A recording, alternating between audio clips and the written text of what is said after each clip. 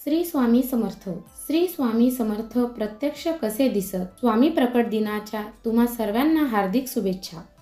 श्री स्वामी समर्थांचे ठळक वैशिष्ट्य म्हणजे ते दशरथी रामाप्रमाणे आजानुबाहू होते. त्यांची उंची 6 फुटापेक्षाही अधिक होती. विशाल उदर, रुंद खांदे, तीक्ष्ण भेदक नजर आणि पांढऱ्या शुभ्र भुवया ही त्यांची आणखी काही वैशिष्ट्ये. स्त्रीचा वर्ण गव्हाळा असून कांती इतकी तेजस्वी होती की त्यांच्याकडे एकसारखे टक लावून पाहणे देखील शक्य होत नसे. त्यांच्या तीक्ष्ण नजरेत विलक्षण जरब होती. त्यांचा रागही असा भयंकर की त्यांच्या पुढे उभे राहण्यासाठी कोणाचेही धैर्य होत नसे. ते रागावल्यावर जाळून भस्मच करतील असे भय वाटायचे. स्त्रीचे कर्ण श्री गणेशाप्रमाणे मोठे होते. त्यांची नाजूक पाळी स्त्रीच्या प्रत्येक हालचालीबरोबर मागे पुढे हलत असत.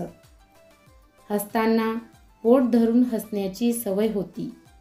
बोलणे अल्प असे बोलणे बहुधा मराठी किंवा हिंदीतूनच होई. त्यांची काया जुनाट वाटत असली तरी उत्साह तरुणांना लाजवेल असा होता. त्यांचे एकंदर शरीर गुलाब पुष्पाप्रमाणे सुकोमल असून त्यांच्या पायास हात लावल्यावर असे वाटे की त्यांच्या पायालाच हाडे मुळीच नसावीत. त्यांच्या कपाळी चंदनाचा भव्य टिळा, गळ्यात तुळशी वा रुद्राक्ष यांच्या माळा असत. डोक्यावर जरीची कानटोपी घालीत आणि अंगावर रेशमी शाल पांघरीत.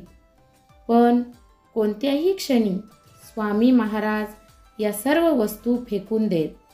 याचा नेम नसे.